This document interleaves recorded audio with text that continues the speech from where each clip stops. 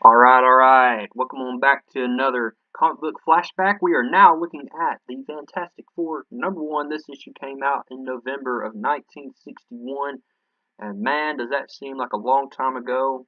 I mean, this is when President Kennedy was on the scene. President Kennedy.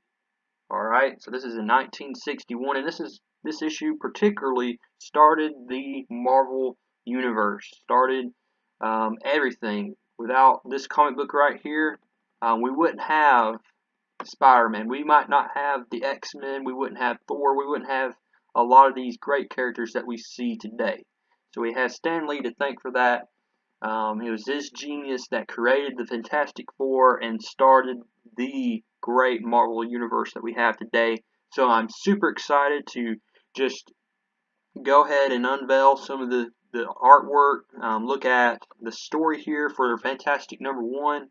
What I'm going to do in this issue, like always, if you're new to my comic book flashback videos, what I do is I review the story, I review the artwork, I just go into detail about what's going on in the story, and I've just been enjoying doing this. So let's go ahead and look at the Fantastic Four, the very first issue. A legendary team, by far one of my favorite teams in the Marvel Universe. So we have a cast right here, a cast of 4 characters. We have Dr. Reed Richards, and you might not know anything about the Fantastic Four, so that's why I'm doing this. I'm going to continue to make more reviews for this particular title because you might not know a lot, and it's going to be a learning experience for me because there's things that I probably don't know about the Fantastic Four as well. So we have Dr. Reed Richards, we have Ben Grimm, Susan Storm, and Johnny Storm.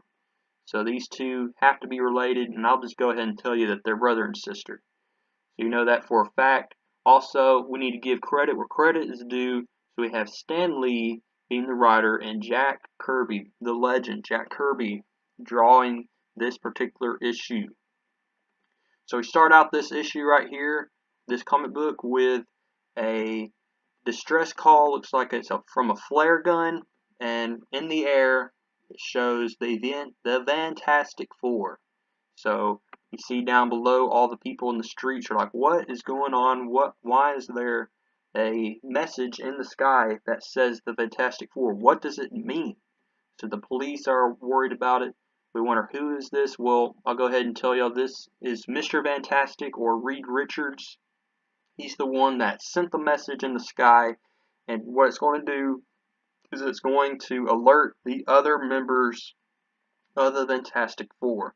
So we see right here particularly, this is Sue Storms. Sue Storms hears or sees the message in the sky from her friend. She hears like, what's that in the sky? She turns invisible. So we learn right off the bat that Sue Storms can turn invisible. That's her superpower. So she walks out the door and she's going to meet up with Reed Richards at the meeting where he sent that distress call. So she leaves the building and she gets in the car. Some just great artwork here from Jack Kirby, as you see a floating dollar bill here that's going to pay the cab driver. And the cab driver's like, it's a ghost! And he drives off. We also are introduced to the Thing, otherwise known as Ben Grimm. He's dressed up, he's in a disguise, he doesn't want people to see his appearance, but he takes off his coat, and while he sees the message in the sky, and basically the Thing is a monster. He looks like a monster. He's all looks like he's full of rocks. That's his whole appearance. He's like a rocky type of creature. Orange rocks. The police are worried about, oh man, this is a real breathing, living monster in our midst. They should try to shoot at him. Bullets just bounce right off his skin. It doesn't affect him at all. So the Thing, you see his power. He's very strong, kind of indestructible. We also are introduced to Johnny Storms. Johnny Storms and his friend are working on his car. Johnny Storms also sees the signal in the sky. And Johnny Storm's power, as we learn here, he can make his body into a living torch. So that's why they call him the Human Torch, and he can fly. So he flies in the air. He goes to the meeting place as well. The army looks like they send missiles to try to attack Johnny Storm's the Human Torch, but to no avail. The planes come, and people have to get out real quick because through the magnificent heat of the Human Torch, the planes start to melt. They send a missile to try to attack the Human Torch, and then we see the superpower of Reed Richards, and that is he can stretch his arms, all of his ligaments. That is his power. He can stretch, and he catches Johnny Storms, and finally they meet at their location. So this is the first call to action with this team. Now let's get a good glimpse as to how this happened. How did these four people come to get their powers? That's a good question. So the comic book here with Stan Lee, he gives the story of how the Fantastic Four gained their powers. So basically, their goal or mission was to go into space because it's never been done before. Remember, this is 1961, so the United States has not successfully landed on the moon yet. That wouldn't occur until 1969, so 8 years later. But this is funny right here. So Sue Storm says that we got to beat the commies first. We got to beat the commies to it. And so that's their goal, is to go into space, to just explore space for the first time. They get in their car, they go to a launching site, unaware of others around, like the guards are not aware of their presence. They get into this rocket ship, and this is a risky thing. They don't know if it's going to work or not. But while they're in space, they finally get into space, actually. They are attacked by cosmic rays, and through these cosmic rays, they affect the passengers in the ship. All four people are affected through this, and miraculously they make it back to Earth through a crash landing.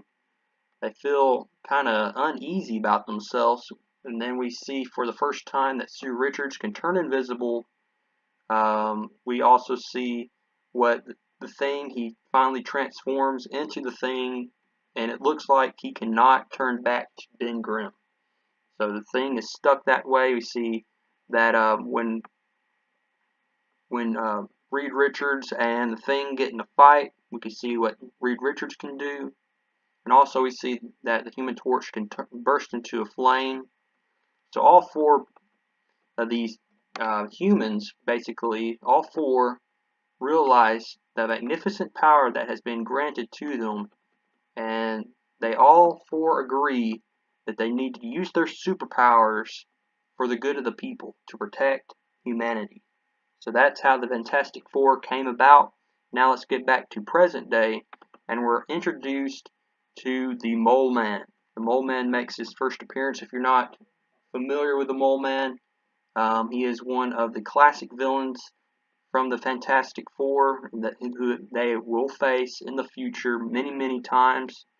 So we'll just keep on moving forward.